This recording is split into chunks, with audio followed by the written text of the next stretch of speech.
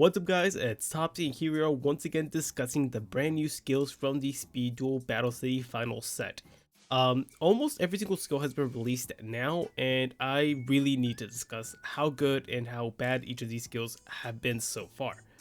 So with all that being said, if you do end up enjoying today's video, a like and a subscribe would be very much appreciated. I am trying to get this channel to 500 subscribers by the end of the year, and I can't do it without your help. So with that being said, let's jump right into Twitter. Okay then, so here we are on the Yu-Gi-Oh! News Twitter page, and yeah, as you can see, a lot of these skills have been released. I just haven't had a chance to talk about all of them. So today we're only going to be talking about Ishizu and Kaiba. Alright, so let's go ahead and begin by reading each of Kaiba's skills and then discussing what exactly I think of each of them. So let's begin with Executive Privilege, which is going to be like the main skill you're going to be using for this deck out of the box. Alright, and it reads, Obelisk the Tormentor can attack all monsters your opponent controls once each. Once per turn during your main phase, you can activate one of these skills.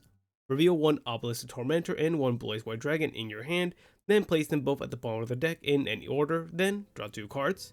Second effect, once per duel, you can discard 1 card, then add 1 Obelisk the Tormentor from your deck to your hand. Symbol of Pride reads, during your main phase, you can tribute summon 1 Blue Eyes White Dragon by tributing 1 tributed summoned monster in addition to your normal summoner set. You can discard 1 spell card to apply the following skills, but you can only activate each of these skills once per duel. Alright, skill number 1. If you control a Blue Eyes White Dragon, destroy all monsters your opponent controls. Also, Blue Eyes White Dragons you control can't declare an attack this turn. Second effect, fusion summon 1 Blue Eyes Ultimate Dragon using monsters from your hand and or field as fusion material.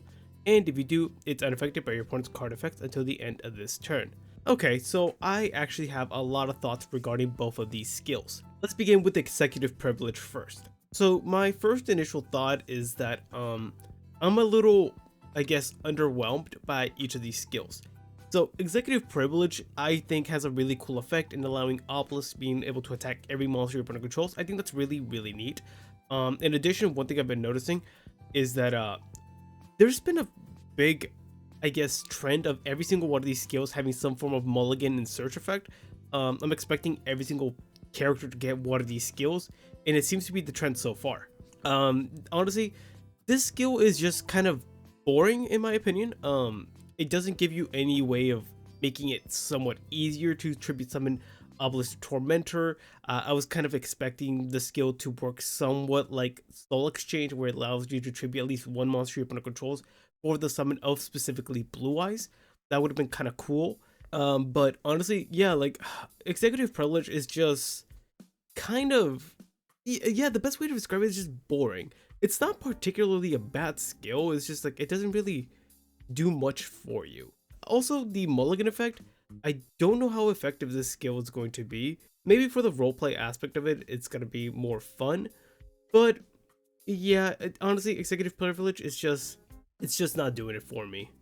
Now then, as for Symbol of Pride, this skill is also not doing it for me either. So a few highlights of the skill. I do like the fact that they do have an homage to the anime with having the special tribute condition for Blue Eyes, allowing you to tribute a tribute summoned monster for the full tribute. That's kind of cute, but not really good. It's not really a good effect. As for the other additional 2 effects, the one that you discard a card for, I do like the fact that you do get access to Burst Stream of Destruction. That's pretty cool. It makes Blue Eyes feel a lot more menacing on field, just because you at any point have the ability to nuke the field of monsters. As for the fusion effect, again, it's not particularly bad. It's okay. The protection is really, really great for Blue Eyes Ultimate Dragon, but still, again, it doesn't really help you in getting access to these cards, so that's part of the reason I'm just not absolutely thrilled. As a whole, Kaiba's skills, I was kind of hoping for them to be a little bit more overtuned. Honestly, for Symbol of Pride, I feel like it's a toss-up whether I want to play this or the original Lord of Dragons skill that he received like a while ago, just because Lord of Dragons has so much more support now with Revival Rhapsody in the game now.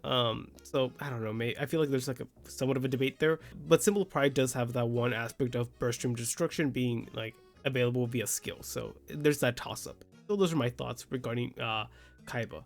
Neat, but not particularly good. I don't see either one of these skills being meta relevant at all. Maybe Symbol of Pride. Maybe someone can cook up a decent Blue Eye strategy where Burst of Destruction is like a very viable effect, but We'll see. Alright then, so let's move on to Ishizu now. Alright, she has 2 skills here, and we're gonna go ahead and begin with As I Predicted. Alright, and it reads, during your draw phase, instead of conducting a normal draw, you may look at the top 2 cards of your deck, add one of them to your hand, and send the other to the graveyard. If you do, skip your next battle phase, and apply the following skills. Skill number 1, only you need 15 or more cards in your graveyard in order to activate Exchange of the Spirit. Skill number 2, if you have 15 or more cards in your graveyard, you can banish one Exchange of the Spirit from your grave to activate its effect. It's a pretty interesting skill. Alright then, now for Keeper of the Valley. Alright, and it reads, once per duel, you can discard one card to add one spell or trap card that mentions Necro Valley from your graveyard to your hand. Apply the following skill. Your graveyard is unaffected by Necro Valley. Okay, wow, so there's a lot more to talk about with Ishizu. As a whole, I think she has way better skills than Kaiba, like by a long shot. So let's go and begin with her main skill, As I Predicted. This is a really interesting skill just because of the draw effect to begin with. I feel like this aspect of the skill might actually become somewhat meta relevant just because being able to go 2 cards deeper into your strategy and then get to choose which one you add to your hand could be really effective for some decks. And also being able to send a card to the graveyard isn't the worst thing. There are certain decks that are okay with that. So I can definitely see people tinkering with that aspect of the skill alone. As for the Exchange of the Spirit aspect of the skill, I do like the fact that it does make it somewhat easier to activate Exchange of the Spirit, while it's still very difficult just because having 15 cards in the graveyard is no easy task. It's going to take a long time unless you have like a built strategy in order to do that, but I don't really think how effective that is in SpeedDuels. So that's it's neat at least that they're trying to make it somewhat feasible. And I also do like the fact that it allows you to activate Exchange of the Spirit from the graveyard in addition to making it the condition a lot easier to fulfill. So that's cool. As a whole, I like it. Honestly, I think it does a lot better for the strategy that it's trying to help in the, like, I guess, Earth Fairy deck. Better than some of the other skills we've read so far. But the main thing that I'm fixated on is the first effect that's very generic. It doesn't tie you to anything. Like, you could just use this in any deck you want. So I can definitely see this being somewhat of like a safety net skill for decks that don't know what to do or don't know what to choose.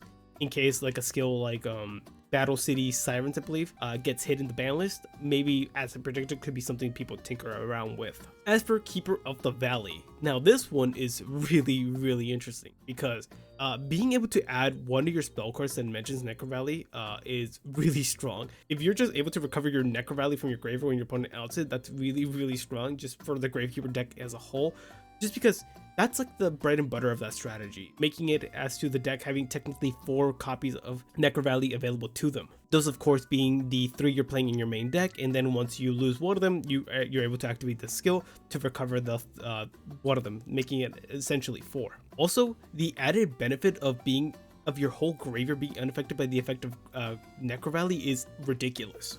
Because one of the balancing aspects of the Gravekeeper cards is that both players are unable to access their graveyard, but Gravekeepers do tend to like bypass this with some of their cards.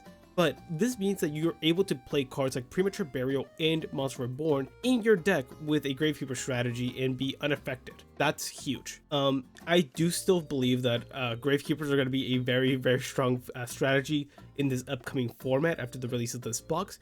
And yeah, Keeper of the Valley is going to be very helpful with that. So yeah, no, huge boost to Ishizu here. Honestly, I have nothing negative to say about Ishizu. They're just really good skills here. They are very straightforward as to what they're trying to do, and they're constructed very well. Okay, so those were pretty much my overall opinions on both the skills we ended up getting for both Ishizu and Kaiba. As I said, I was a bit underwhelmed by Kaiba, and Ishizu was a very pleasant surprise.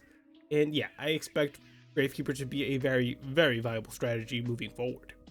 In the comment section below, I'd love to hear all your guys' thoughts. Do you think Kaiba's skills were better than what I pretty much said they were?